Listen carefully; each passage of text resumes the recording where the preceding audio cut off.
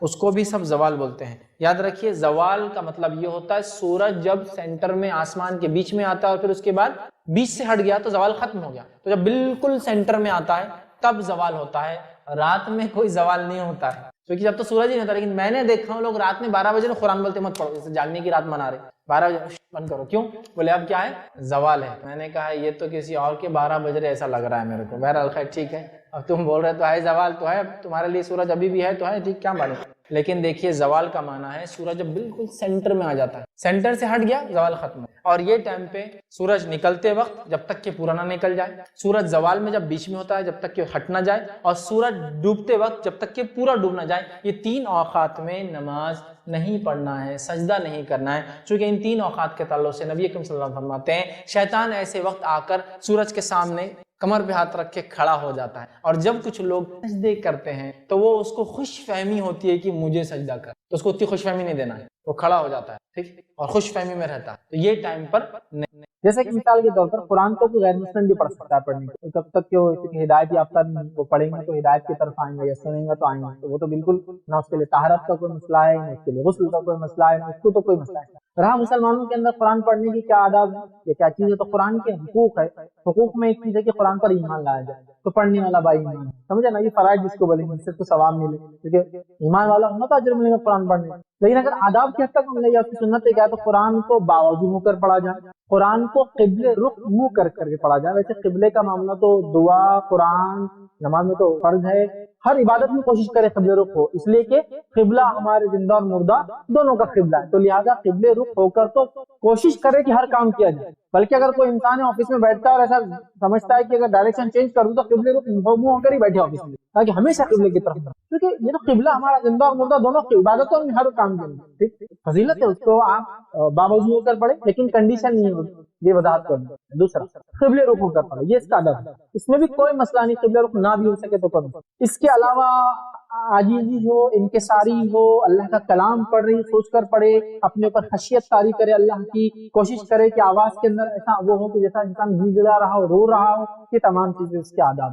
لیکن اس کو ہم فکس نہیں کر سکتے 1 2 3 4 5 6 7 8 9 10. لیکن جیسا آپ کا سوال ہے اس کی وجہ سے کلیریفیکیشن کے طور پہ میں دے سکتا ہوں مختلف. جیسا کیا سر ڈھک کر قرآن پڑھنا اس کا ادب ہے، تو ہاں سر ڈھک کر آپ قرآن پڑھ سکتے. لیکن کیا سر کو کھلا رکھ کے قرآن پڑھا بید بھی نہیں، سر کو کھلا رکھ کر قرآن پڑھنا بید بھی نہیں. دونوں چیزیں ایٹ دا سیم ٹائم. مطلب سر کو ڈھانکنا ویسے تو یہ اللہ کے رسول صلی اللہ علیہ وسلم کی دائمی سنت، آپ سر کو ڈھانک ہمیشہ ہمیشہ. ہاں کچھ دور میں کچھ جگہوں پہ آپ نے نہیں ڈھانکا، اور یہ عربوں کا ٹریڈیشن رہا. آج بھی عرب میں ایک لٹریٹ طبقہ جو ہے، اگر آپ سر کھلا رکھے تو ایک دم ایسا بولیں گے ہاں آدمی سر کھلا رکھتے تو ہے، اتنا ادب کرتے ہیں. سر کو کھلا رکھنا بے ادبی، دس از کلچرل امپیکٹ. سیکنڈ، نبی اکرم صلی اللہ علیہ وسلم نے بھی ہمیشہ ڈھانکا، یہ سنت ہوگی. تو آپ ٹوپی سے ڈھانکے، ٹوپی پہ رومال ڈالے، ٹوپی پہ امامہ باندھے، تو جو بھی سر ڈھانکنا چاہیے، پھر کچھ کیپ وغیرہ لوگ کر کے الگ جو بھی سر ڈھانکنا یہ سنت ٹھیک ہے یہ کی. لیکن قرآن کو بغیر سر ڈھانکے کیا پڑھ سکتے؟ قرآن کو آپ جوتوں میں بیٹھے تو بھی پڑھ سکتے. بہت سے لوگ بولتے کیا قرآن جوتوں میں ہے تو پڑھ سکتے؟ مطلب بالکل کوئی نہیں. ٹرین میں بیٹھے ہیں تو، کلاس میں بیٹھے ہیں تو، کالج میں بیٹھے ہیں تو. دلیل نبی اکرم صلی اللہ علیہ وسلم عمل ہے. ابو داؤد کی روایت ہے، نبی اکرم صلی اللہ علیہ وسلم بہت ساری مرتبہ مسجد نبی میں آئے، آپ نے نماز پڑھائی اور جوتوں میں پڑھا، جوتوں میں نماز ویسے تو قرآن ہی پڑھا. قرآن کو بیٹھ کر پڑھ سکتے ہیں، لیٹ کر پڑھ سکتے ہیں. قرآن کو کھڑے ہو کر بھی پڑھ سکتے ہیں، بیٹھ کر بھی پڑھ سکتے ہیں، لیٹ کر بھی پڑھ سکتے. کیوں؟ اللہ رب العزت نے قرآن میں اللہ کے نیک بندوں کی صفت بیان کی، الذین یذکرون اللہ قیاما وقعودا وعلی، کہ اللہ کا ذکر کرتے ہیں کھڑے سے، بیٹھے سے اور کروٹوں پر. اللہ کا ذکر کرتے ہیں الذین یذکرون اللہ قیاما، کھڑے ہو کر ذکر، قعودا بیٹھ، وجنوب اور اپنے کروٹوں پر اللہ کا. جیسے پتا چلا قرآن اللہ کا افضل تو کھڑے رہ کر ہی پڑھ، اس کو بیٹھ کر ہی پڑھ. حالت مجبوری لیٹ کر ہی پڑھا ہوتا ہے، بیمار انسان لیٹا ہے قرآن رکھا ہوا. بیٹھ کر پڑھوں گا تو 1 پارہ پڑھ سکتا ہوں، لیکن تھوڑا لیٹ کر پڑھتا ہوں تو 3 4 پارے پڑھ لے تو دن بھر میں اتنا ٹائم لیٹ کر، کیونکہ آپ زیادہ اللہ کے کلام کی تلاوت کرنا چاہتے ہیں. اس کے ادب و ادبی نبی اکرم صلی اللہ علیہ وسلم کے تعلق سے ماں عائشہ فرماتی ہے میں حائضہ ہوتی حیض کی حالت میں، اور نبی اکرم صلی اللہ علیہ وسلم اپنا سر مبارک میری ران پر، میری مانجی پر رکھتے اور آپ قرآن کی تلاوت کر رہے ہوتے اور میں سن رہا. تو نبی لیٹ کر پڑھ رہے، ماں عائشہ کے ران پر، مانجی پر سر، اور ماں عائشہ حائضہ حیض کی حالت میں. تو مسئلہ پتا چلا کوئی حائضہ عورت اس کا شوہر بیٹا وغیرہ پڑھ لے تو بالکل اس کو بھاگنے کی ضرورت نہیں، وہاں سے نکل. سیکنڈ، ایک آدمی لیٹ کر پڑھتا ہے. نبی اکرم صلی اللہ علیہ وسلم حدیث میں آتا ہے کہ رات کے وقت تہجد کے لیے اٹھ کر بستر سے نکلتے ہیں، گھر سے باہر جاتے ہیں، آسمان کی طرف دیکھتے ہیں اور سورۃ آل عمران کی آخری 10 آیتیں تلاوت، اور اس کے بعد وضو کرتے ہیں، اور اس کے بعد تو بغیر وضو کے آپ تلاوت کی، پھر آ کے وضو کیا، پھر تہجد کی نماز، تہجد کی نماز کے بعد فجر کی اذان ہوتی، فجر کی 2 سنت پڑھ کے آپ مسجد میں فجر کی نماز، یہ معمول تھا۔ تو پتہ چلا بغیر وضو کے پڑھا، لیٹ کر بیٹھے ہیں، پیر پھیلا ہوا ہے، پیر چپکا ہوا، یہ سب مسئلہ۔ لیکن ہوتا یہ کہ انڈیا پاکستان وغیرہ میں ہم لوگوں کو جو قرآن کی ادب سکھایا جاتا ہے اچھا ہے، لیکن ہم کو ایسا لگتا ہے کہ اس کے علاوہ دوسرا جو ہے سب غلط ہے، تو ویسا نہیں۔ اور وہ لوگ اللہ کے کلام کا بڑا ذکر کرتے، اور قرآن سے آپ دیکھیں گے، آپ نے کہا عرب میں ہم گئے تو عرب کو دیکھتے ہیں، ان کی جو انسیت ہے بہت مختلف ہماری ہے۔ اللہ کے کلام سے جو ان کا معاملہ ہے وہ اس طرح سے کہ میں نے وہاں دیکھا ہوں کہ سیکورٹی گارڈ ہے، پولیس سیکورٹی گارڈ جو اندر آتے چیک کرتا ہے، اگر لوگ آ رہے ہیں تو کھڑا ہے، چیکنگ کرے گا، جیسے ہی لوگ قرآن بازو اس کی مشین پہ رکھا ہوا ہے شروع ہو کھڑے کیونکہ وہ بیٹھ نہیں سکتا، اسے کام نہیں کرتا، تو اگر کھلا ہے پڑھتے رہیں گے، آپ کوئی آگے رکا ہے تو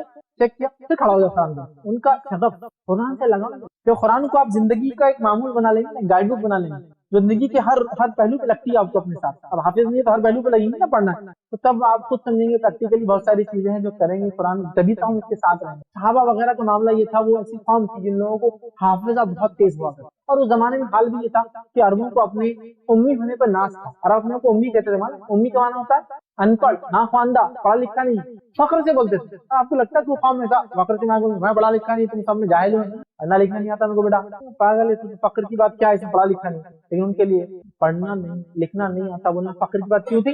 اس لیے کہ یہ بولنا چاہ رہے تھے تم لوگ پڑھتے لکھتے ہو، ہم ہر چیز کو یاد کرتے ہیں، اس لیے نہ پڑھنا لکھنا فخر تھا، تو لہٰذا جس کو ہر چیز یاد ہوتی ہے ان کو پڑھنے لکھنے کی کیا ضرورت ہے، صحیح بات۔ لیکن ہم لوگوں کے حافظ ہوتے ہیں تیز، اسی لیے حدیث بھی یاد رکھتے تھے۔ بولتے ہیں بہت سے لوگ بولتے ہیں نا، جو مذاق اڑاتے ہیں، نعوذ باللہ، حدیث ہم نے ان سے سنا، ہم نے ان سے سنا، ہم نے ان سے سنا، ہم نے ان سے سنا، انہوں نے فرمایا ایسا تھا، چلو تم بولو، بولتے میرے کو تو یاد، ہاں پھر حدیث مانتے کہ بخاری میں لکھی ہے، انہوں نے ان سے سنا، انہوں نے سنا، انہوں نے سنا، تم کو تو یاد نہیں۔ ارے تو بیوقوف آدمی، تو وہ نہیں جس کی بات اتنے غور سے سنے، وہ اللہ کے رسول کھڑے ہیں، اور پاگل میں وہ نہیں جو سننے والا صحابی ہوں، ویسے حافظ والا، تو وہ نہیں ہے بولنا، تیرا مقام اور تیری اوقات وہ نہیں ہے، میری بھی نہیں ہے، تو لہٰذا سے فالتو سوالات نہیں کرنا، ٹھیک؟ ہاں اگلی بار آ کے بول، میں ریکارڈ کرتا ہوں تیری بات، پھر تیرے کو سناتا وہی جو تم نے۔ صحابہ کے حالات ویسے تھے، ریکارڈر جیسے، ہر بات جو نبی کے ذہن سے زبان سے نکل رہی، اور ہوتا ہے آپ کے گھر میں کسی کا انتقال ہو رہا ہے اور وہ جب بات کرے کیسا سنتے ہیں، ایک ایک جملہ یا صحابہ ویسے اپنے نبی کی ہر بات نکلنے، ایک تو مقام، دوسرا ان کا حافظ، تیسرا کچھ تو خاص، جیسا کہ ابو ہریرہ رضی اللہ عنہ کا اللہ کے رسول مجھے کچھ ایسا دعا دیا، آپ جو بولے میں کبھی نہیں، تو آپ نے کہا تو چاہتا ابو ہریرہ، ان کو بہت شغف تھا حدیث آتا ہے، تو آپ نے اپنی چادر نکالے کا، اس کو اپنے سینے سے لگا لیا، انہوں نے لگا لی، چادر واپس دکھا۔ اب اس کے بعد وہ فرماتے ہیں میں کبھی اللہ کے رسول صلی اللہ علیہ وسلم کو بات بھولیں گے، اتنا ہی سمجھ رہا تو بہرے آئے، ان کا شغف ہے اللہ کے کلام، تو شغف کی وجہ سے آپ دیکھیں اٹھتے بیٹھتے گاڑیاں چلا رہے ہیں تو برابر چالو ہوئے سن رہے ہیں۔ ہمارے پاس بہت سے لوگ تو یہ کیا طریقہ گاڑی بیٹھنے کا، یہ کیا طریقہ پیر پھیلا کے بیٹھا، یہ کیا طریقہ ہے پیر ادھر کر کے بیٹھا، یہ کیا طریقہ لیٹ کے پڑا، استغفر اللہ، دیکھو کیسا بیٹا، اس کو تو دل ہو رہا مار ڈالوں، وہ تو میں بزرگ میں نے دیکھا ہے کھڑے اور سب کو بلا کے اپنے وہاں جو حج ٹریننگ میں سکھایا نا، آپ نے بہت صحیح سکھایا، عربوں کا سوال ملتا، اپنے جیسا نہیں لیٹ کے کتنی بے حرمتی ہے، بے حرمتی نہیں کر رہا ہے، ہاں اس کے آداب ہیں، لیکن آداب کے خلاف جانا تو گناہ نہیں، یا وہ ایسا کوئی خلاف ورزی نہیں کرتا، لہٰذا آپ دیکھیں گے جیل میں رکھیں وقتاً پڑھیں گا، مشینوں پہ رکھا ہے پڑھ رہا ہے، ہاتھ لا کے پڑھ رہا ہے، کبھی کوئی چیز سے پڑھ رہا ہے، کبھی کسی کو بول رہا ہے پڑھ کے سنا، میں ادھر کھڑا ہوا ہوں ادھر پڑھنے کا ٹائم نہیں ہوگا، تو کوئی اس کو سنا دے رہا ہے، لیٹے پڑھ رہا ہے، کھڑے کھڑے پڑھ رہا ہے، بیٹھے بیٹھے پڑھ رہا ہے، جہاں اس کو موقع ملا، گاڑی میں پڑھ رہا ہے، جوتے جوتوں کے ساتھ پڑھ رہا ہے، ٹوپی ٹوپی کے ساتھ پڑھ رہا ہے، ٹوپی رومال نہیں ہے کھلے سر سے پڑھ رہا ہے، ٹھیک ہے، سر پہ برے بار نکال دیا ویسے بڑا ٹکلا ہوگا، پڑھ رہا ہے، لیکن ہمارے پاس مسئلہ کیا ہے، شیطان نے نہیں پڑھنے کے 100 بہانے لا کے دے دی۔ ایک صاحب مجھے بولنے لگے ہمارے گھر میں ابھی قرآن نہیں پڑھ رہے، بہت برکت کم، نہیں پڑھتے، بولا شاید بھول جا رہے، نہیں بولے وہ جانماز دھلی بھی نہیں، جانماز دھوئیں گے تو پڑھیں گے قرآن، جانماز دھونے میں کیا ٹائم لگتا، نہیں پرابلم نہیں ہے، بولے جانماز دھونے میں گڈھا کرنا پڑتا، بولے اس کا پانی تھوڑی نالی میں ڈال سکتے، تو اس لیے دھل رہی نہیں، بولے ابھی گڈھا کریں گے کہ جانماز کو بچا پانی اس میں ڈالنا پڑتا نا، جیسے نماز پڑھتے ہیں، تو انڈیا پاکستان میں 100 بہانے نہیں پڑھنے کے قرآن اور نماز، ٹھیک، وہ لوگوں نے 100 بہانے بنا لیے اپنے لیے پڑھنے، ٹھیک، ہاں، لیکن اگر اس کی مصحف قرآن کی آپ کے پاس، جہاں تک حافظے کا معاملہ کسی بھی حالت میں پڑھو، مصحف کا اپنا ایک احترام، اس کا ایک مقام، اس کے لیے کوشش کرے انسان کہ اس کو کہیں بھی پھینکنا، کہیں بھی رکھ دینا، کہیں بھی چھوڑ دینا، یقیناً یہ احترام کرے۔ مصحف فزیکل فارم میں جب کاپی آ گیا، اس معاملے میں احتیاط کی ضرورت ہے۔ نبی اکرم صلی اللہ علیہ وسلم پڑھ رہے تھے لیکن آپ کے مصحف نہیں تھا تو آپ لیٹ کرتے، لیکن آپ کے مصحف تو لیٹ کے، لیکن احترام یہ نہیں کہ آپ مصحف پڑھ رہے تو یہاں چھوڑ دیے، وہ گر جا رہی، کوئی اس طرح چل جا رہا، یا مصحف کو زمین پر رکھ کے آپ چلے گئے، کوئی آ جا رہا، کسی کا پیر لگنے کا ڈر ہے، یہ آج کل ایک نیا تماشا بھی میں نے دیکھا ہوں انٹرنیٹ کے اوپر، بلی کو چلا رہے قرآن کے اطراف، بولے قرآن پہ پیر نہیں رکھ کے آس پاس چلتی. ارے دیکھو گدھو، بلی سے تم کیا قرآن کا موضوع لگا رہے، تم پڑھو اس پر عمل کرو. وہ ہے اس میں آپ کو پتا کتنا رسک ہے. ایک بلی کو کیا کرتے ہیں، کتاب رکھتے بلی اوپر سے جاتی ہے، قرآن رکھے تو باغ جاتی ہے. لیکن آپ سوچو قرآن کیا اس کے لیے ہے کیا بلی کے اطراف میں رکھے اور بلی گھوم رہی نہیں جا رہی؟ ٹھیک ہے بلی احترام کر رہی، لیکن تم بےخوب سوچو. میں سمجھتا بلی تم کو بدوائیں دے رہی، کیا کھیل چل رہا ہے میرے ساتھ، قرآن کیوں رکھا میرے پیروں کے پاس؟ ہاں میں نے دیکھا ہے بلی قرآن رکھا، دیکھو بولے قرآن کے آس پاس سے جا رہی ہے معجزہ. یہ کون سا معجزہ ہے یار قرآن کا؟ یہ کون سا معجزہ ہے کہ بلی اس پہ سے نہیں جاتی؟ ٹھیک ہے وہ جانور ہے، وہ سمجھتا ہے اللہ کا کلام، لیکن یہ تو وہ سوچ رہا ہوں اپنے دماغ میں، یہ کب آگے چالے کر رہا ہے میرے ساتھ جو ملتا ہے. قرآن مجید وہ کتاب ہے جو منکر اور نکیر کے سوالات کے جواب دلائیں گی. قرآن مجید وہ کتاب ہے جو منکر اور نکیر کے سوالات کے جوابات دینے میں آسانی کریں گی. پہلی چیز معلوم ہوئی. دوسری بات جو معلوم ہوئی، جو قرآن پر ایمان لائے پڑھے وہی قبر کے امتحان سے جو ہے کامیاب ہونے والا ہے. جو قرآن پر ایمان لائے پڑھے اس کی تصدیق عمل کرے وہی کامیاب ہوگا. خالی منہ سے ایمان لانا بھی کافی نہیں، جب تک کہ پڑھ کر تصدیق نہ کرے، مطلب عمل نہ کرے اس پر. دوسرا نکات یہ پتہ چلتا ہے. تیسرا پوائنٹ جو پتہ چلتا ہے کہ کافر اور منافق پہ سب سے پہلی چیز یا سب سے پہلی بات جو ثابت کر کے فرد جرم جو عائد ہوگا اس پر، وہ یہ جرم ہوگا اللہ کی کتاب کیوں نہیں پڑھا. جو پہلا جرم اس پہ عائد کیا جائے گا وہ ہے اللہ کی کتاب کیوں نہیں پڑھا، کیوں تصدیق نہیں کی اس کی. اور چوتھی بات جو معلوم ہوتی ہے کہ قرآن کو نہ پڑھنے والوں کو، نہ سمجھنے والوں کو سر پر مارا جا رہا ہے. وہ اس لیے کہ دماغ مرکز ہے سمجھ کا، تم نے اس مرکز کو استعمال نہیں کیا اللہ کی کتاب کے لیے. دنیا کے اس میں تو بڑے ہوشیار بنتے تھے، بڑے چالاک اور چتر بنتے تھے، لیکن اللہ کی کتاب کا جب معاملہ آیا معصومیت اختیار کر لی. یہ ہمارا کام نہیں ہے، وہ لوگ کر رہے ہیں، ہم ان کے پیچھے صرف چل رہے ہیں. یہ کتاب اس لیے دی گئی تھی، یہ کتاب اس لیے دی گئی تھی کہ لوگ یہ کہے. اور اتنی غلط فہمیاں اس کتاب کے تعلق سے، میں افسوس کے ساتھ کہہ رہا ہوں، جتنی غلط فہمیاں اللہ کی کتاب کے تعلق سے آج پھیلائی گئی ہیں اس کی کوئی انتہا نہیں ہے.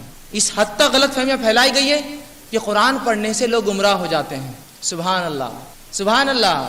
اے میرے رب تجھ سے میری دعا ہے کہ اگر ایسی کتاب دے دی جس کو پڑھ کے میں گمراہ ہوتا ہوں تو اب ہدایت میں کہاں سے لاؤں؟ کوئی اور کتاب اتار پھر میرے لیے. التجا ہے میری پھر میں اپنے رب سے کہ اگر یہ کتاب میں گمراہی تو نے دے دی تو ہدایت کس کتاب میں، پھر وہ کتاب مجھے دی جائے. یہ الفاظ منہ سے نکالتے وقت کیوں نہیں انسان سوچتا ہے کہ اللہ کی کتاب گمراہی دے سکتی ہے؟ ہاں تیری نیت گمراہی کی ہے تو اللہ برکت دے، تو گمراہ ہو اس سے. میری نیت اس کتاب سے ہدایت کی خالص صرف. ارے اس کتاب نے تو اس جاہل قوم کو لوگوں کے لیے جو مینار بنا دیا، لوگوں کے لیے روشن چراغ بنا دیا، چمکتے ہوئے ستارے بنا دیے. جن لوگوں کو دنیا میں سب سے گھٹیا اور ذلیل سمجھا جاتا تھا، جو جہالت کے اندر سب سے نچلے تھے، اس قوم میں ایک نبی آتا ہے، اسی کے اندر سے وہ ایک کتاب لا کر ان پہ خرد اور پڑھتا ہے اور وہ قوم اس پر ایمان لاتی ہے، دنیا کے لیے روشن چراغ بن جاتی ہے. جو سب سے جاہل اور بدتر قوم تھی. سوال یہ ہے اگر سب سے جاہل قوم اس کتاب کو پڑھ کر ایمان لا کر اس پہ عمل کر کے دنیا میں مثال بن سکتی ہے، میں ایک مسلمان گھر میں پیدا ہو کے اس کو پڑھ کے کیسے گمراہ ہوتا ہوں؟ سوال یہ ہے میرا، سوال یہ ہے کہ میں مسلمان گھر میں پیدا ہو کر اگر اس کتاب کو پڑھ کے گمراہ ہوتا ہوں تو سوال یہ وہ کیسے ہدایت یافتہ ہو اس کتاب کو پڑھ کر جو سب سے گمراہ تھے دنیا میں. اور اللہ کے رسول صلی اللہ علیہ وسلم ایک امی جاہل ان پڑھ قوم میں بھیجے گئے. سوال یہ تھا اگر یہ کتاب صرف ان کے لیے تھی کہ جو پڑھے لکھے سمجھ سکے تو اللہ نے پھر اللہ کے رسول کو پڑھے لکھوں میں بھیجتا. ان جاہل قوم میں کیوں بھیجا؟ نمونہ دے دیا کہ قرآن کا نمونہ دے دیا کہ سب سے جاہل قوم بھی اگر اس کو تھام لے تو وہ روشن چراغ اور مینار بن سکتی ہے لوگوں کے لیے ہدایت کے. تو مسلمانوں اس کو تھامو، اس پر عمل کرو. اس میں وہ انقلاب ہے، اس کتاب میں وہ ہدایت ہے، وہ رہنمائی ہے جو دنیا اور آخرت میں کامیابی کرتی ہے. واقعات ہم سنتے ہیں، حالات ہم سن رہے ہیں. ایک غیر مسلم تھا، قرآن پڑھا، ہدایت پر آ گیا. سوال یہ ہے ایک غیر مسلم قرآن پڑھے، ہدایت پر آئے، ایک مسلمان قرآن پڑھے، گمراہ ہو جا رہا ہے. کیسی بات ہے یہ کچھ عقل میں سما نہیں رہی ہے. ایک یہودی نے قرآن پڑھا، اسلام لا لیا. سوال یہ کہ یہودی قرآن پڑھ کے کٹر یہودی بن جانا تھا اس لیے کہ گمراہ ہونا تھا، وہ کیسے ہدایت پر آ رہا ہے اور میں پڑھوں تو میں گمراہ ہو جاؤں؟ بڑی عجیب بات ہے. رب العزت نے اس کتاب کے تعلق سے تو اعلان کر دیا وَلَقَدْ يَسَّرْنَا الْقُرْآنَ لِلذِّكْرِ فَهَلْ مِن مُدَّكِرٍ. میں نے اس کتاب کو آسان کر دیا سمجھنے کے لیے، پڑھنے کے لیے، یاد کرنے کے لیے، عمل کے لیے. فَهَلْ مِن مُدَّكِرٍ. تو ہے تم میں سے کوئی جو اس سے ہدایت حاصل کر لے؟ چار بار سورہ قمر کے اندر یہ اعلان کیا گیا وَلَقَدْ يَسَّرْنَا الْقُرْآنَ. یسرنا القرآن قاعدے کو بولتے ہیں ہماری زبان میں آسان قرآن. یسرنا القرآن للذکر، عمل کے لیے، ذکر کے لیے، یاد دہانی کے لیے ریمائنڈر بنا کر بھیجا ہے. فہل میں مدکر، ہے کوئی اس سے فائدہ اٹھانے والا؟ یہ تو اعلان کری اللہ کی کتاب. اس کتاب کو چھوڑ کر اپنی دنیا اور آخرت نہ برباد کر لے ہم. دوسروں کے بہکاوے میں آ کر کہیں اس کو چھوڑ کر اپنی زندگی نہ برباد کر لے اور آخرت کو جو خسارے میں نہ ڈالے، اس کتاب کو تھام لیجئے، اس سے زبردست رشتہ جوڑیے، جیسا رب نے کہا وَاعْتَصِمُوا بِحَبْلِ اللَّهِ جَمِيعًا وَلَا تَفَرَّقُوا، اللہ کی رسی کتاب کو مضبوطی سے تھام لو اور آپس میں تفرق، چیدہ چیدہ، ٹکڑے ٹکڑے فرقے نہ بنانا۔ تو یہ وہ کتاب ہے جو جمع کر سکتی ہے، اور یہ وہ کتاب ہے جو اللہ کی رسی ہے۔ جس نے اسے تھام لیا وہ ہدایت پر آیا، جس نے اسے چھوڑ دیا اس نے گمراہی پائی ہے۔ یاد رکھیے، دنیا میں اس نے گمراہی پائی ہے، اور قرآن اس چیز کا اعلان سورہ طٰہٰ سورہ نمبر 20 آیت نمبر 123 میں کر چکا ہے، فمن تبع ہدایا فلا یضل ولا یشقی، کہ اللہ فرماتا ہے جو اس ہدایت پر چلے میری بھیجی گئی وہ دنیا میں بھی گمراہ نہ ہوں گا اور آخرت میں کوئی مصیبت میں پریشانی جو ملوث نہیں ہوں گا۔ کون سی؟ اللہ کی کتاب جو تھامے ہدایت۔ آگے فرمایا سورہ بقرہ کی آیت 38 ہیں، فمن تبع ہدایا فلا خوف علیہم ولا هم يحزنون، جو میری کتاب پر چلے، اس کی ہدایت پر عمل کرے، فلا خوف علیہم، اس پر کوئی خوف نہیں، ولا هم يحزنون، اور وہ غمگین نہیں ہوں گا۔ یہ پہلی ہدایت تھی جس ہدایت کے ساتھ آدم کو بھیجا گیا تھا۔ قرآن میں کہا ہم نے آدم کو بھیجا اور یہ بات کہی فمن تبع ہدایا، اے آدم میں تمہارے بعد کے آنے والی نسلوں میں جب میری ہدایت آئے جو اس کی اتباع کر لے اس کے اوپر کوئی خوف نہیں ہوگا، وہ قیامت دن غمگین نہیں ہوگا۔ تو یہ کتاب کو آج تھامنے کی ضرورت ہے۔ یہی کتاب ہمیں بتاتی ہے کیا سچ ہے، کیا جھوٹ ہے، کیا اچھا ہے، کیا برا ہے، کیا حق ہے، کیا باطل ہے۔ اس کو فرقان کہا گیا، اللہ نے فرقان کہا، فرق کرنے والی کتاب۔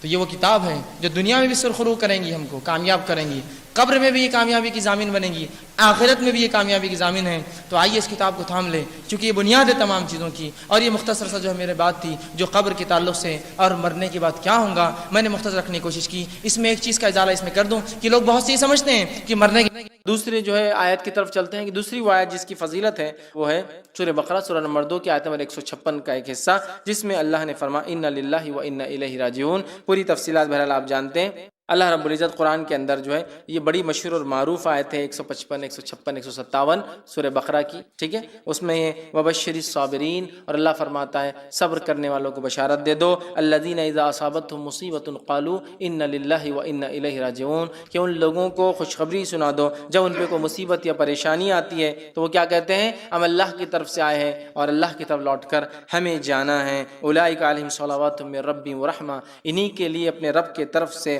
جو ہے صلوات ہے، درود ہے، اور ان کے لیے فضل ہے اور رحم ہے۔ وَأُولَئِكَ هُمُ الْمُهْتَدُونَ، اور یہی لوگ ہدایت یافتہ ہیں۔ تو اِنَّ لِلَّهِ وَإِنَّ إِلَيْهِ راجعون کی بڑی بڑی فضیلت ہے۔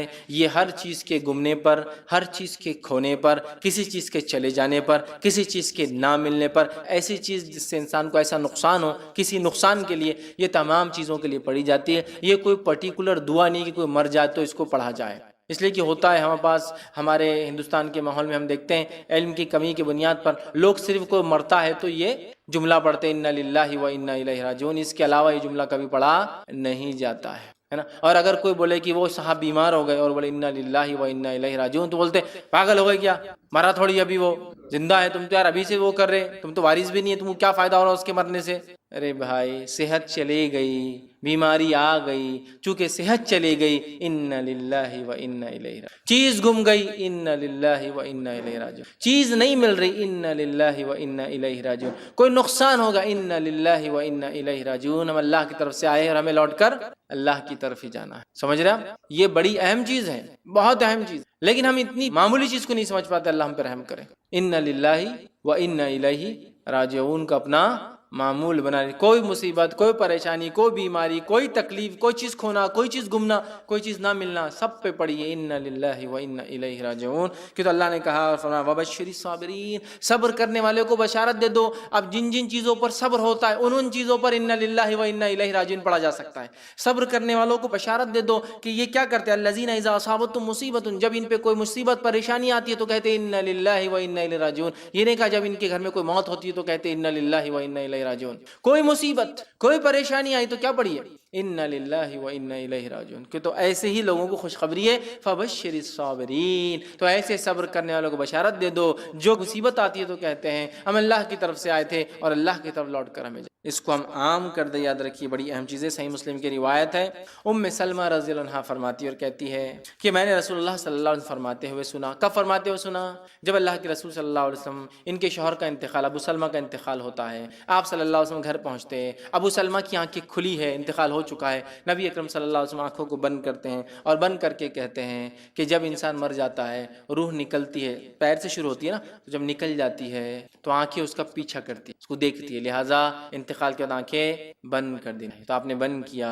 اور فرمایا جب کسی مسلمان کو مصیبت پہنچتی، پھر دیکھیے حدیث میں جب کسی مسلمان کا کوئی مرتا ہی نہیں کہا، جب کسی مسلمان کو مصیبت، پریشانی، تکلیف، دکھ، ڈپریشن، کچھ بھی ہو، گم گئی کوئی چیز، نہیں مل رہی کوئی چیز، کھو گئی کوئی چیز، سمجھ رہے آپ، مصیبت پہنچتی ہے اور وہ اللہ عز و جل کے حکم کردہ کلمات، وہ اللہ عز و جل کی حکم کردہ جس کا حکم اللہ نے دیا، فبشر الصابرین، صبر کرنے والوں کو بشارت دے دو، ٹھیک ہے، الذین اذا اصابتهم مصیبت، جب ان پہ کوئی مصیبت آتی ہے تو کیا کرتے ہیں، انا للہ و انا الیہ راجعون، کوئی مصیبت پہنچتی ہے تو اللہ عز و جل کے حکم کردہ کلمات کو ادا کرتا ہے، انا للہ و انا الیہ راجعون، یہ کلمات ادا کرتا ہے اور پھر کہتا ہے اللہم اجرنی فی مصیبتی واخلف لی خیرا منہا، اے اللہ جو مصیبت مجھ پر آئی ہے اس کا مجھے بہترین بدلہ عطا فرما، بہترین بدل عطا فرما.